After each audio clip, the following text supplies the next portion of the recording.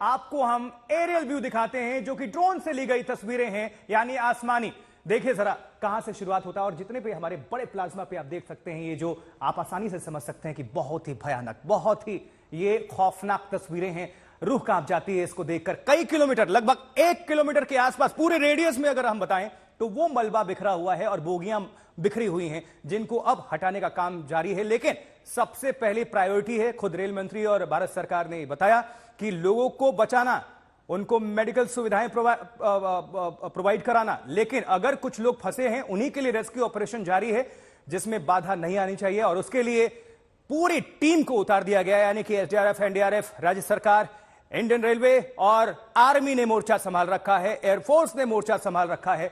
किसी भी आपदा विपदा से निपटने के लिए आर्मी तुरंत पहुंचती है, और इसीलिए हम कहते हैं एनडीआरएफ और आर्मी को देवदूत, ये हमारी सेना है। लेकिन ये खौफनाक तस्वीरें देखिए, और सबसे दर्दनाक क्या नजर आया, जो रेलवे पर, जो रेल के आसपास खाने का जो सामान बिखरा हुआ है, लोग खाने की तैयारी कर रहे होंगे, वो रेलवे के बीच में पटरियों पर रोटी नजर आ रही है। सोचिए, जो लोग उसमें सवार थे, जितने भी मुसाफिर अपने गंतव्य तक पहुंचना चाह रहे थे, उनको अंदाजा नहीं होगा कि यह आखिरी सफर साबित होगा उनके लिए, उनके परिजनों के लिए, उनके चाहने वालों के लिए। 280 लोगों की मृत्यु अब तक हो चुकी है। जो लोग अपडेट नहीं है उनको हम बता दें कि अब तक 280 जान जाने की खबर आ चुकी है, जबकि 900 से ज्यादा लोग प्रभावित बताए जा रहे हैं, यानी कि जख्मी बताए जा रहे हैं, और उनमें से सैकड़ों की हालत नाजुक बनी हुई है। यानी कि भगवान ना करे कि यह आंकड़ा और बढ़े, लेकिन भयावहता को देखते हुए अंदेशा ऐसा है, क्योंकि खुद रेल मंत्री भी बता रहे थे।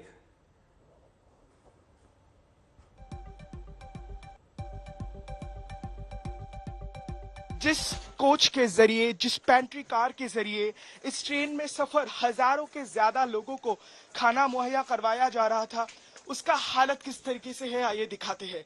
यहाँ पर जो खाने के लिए रखा गया चीज वो बिल्कुल बिखरा पड़ा है, पानी का बोतल बिखरा पड़ा है, और ये आप देख सकते हैं कि पास का बिल्कुल ये भी एक ऐसी कोच है।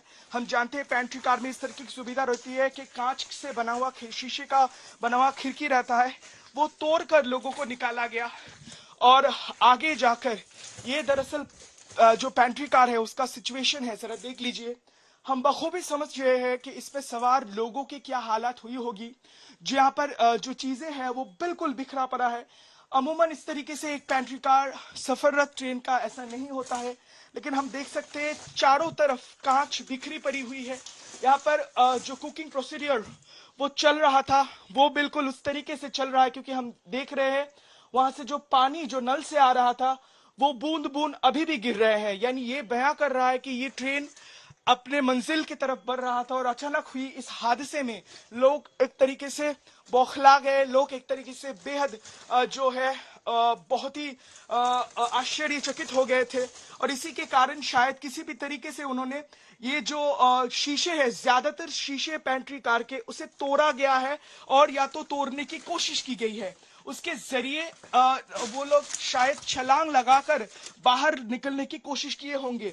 ये जो छवि है स्पष्ट बयां कर रहा है, मेरा बोलना ये व्यर्थ हो जाएगा, क्योंकि ये जो छवि है वो स्पष्ट दिखा रहा है किस तरीके की स्थिति थी।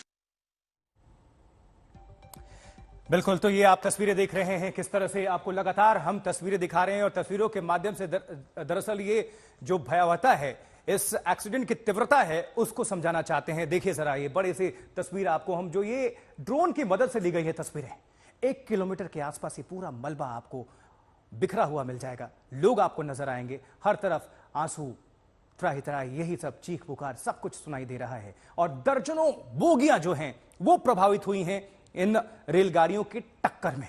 और अंदाजा लगाइए कि जो 3 रेलगाड़ियों के बीच टक्कर हुई है, उनमें से एक तो गुड्स ट्रेन थी, मुसाफिर वाली ट्रेन नहीं थी, नहीं तो और यह आंकड़ा बढ़ सकता था। राहत की बात ये कह सकते हैं। लेकिन जो 2 ट्रेन हैं, उनमें जो दर्जनों बोगियां प्रभावित हुई हैं, उनमें जो सैकड़ों हजारों लोग सवार थे, उनमें से अपडेट ये कि 280 लोग, उनकी मृत्यु हो गई है। 900 से ज्यादा ये आंकड़ा पहुंचा है जख्मियों की, जिनमें से कईयों की हालत अभी सीरियस है, नाजुक है। लेकिन हर तरफ देश में दुआओं का दौर जारी है कि लोग बचे रहें।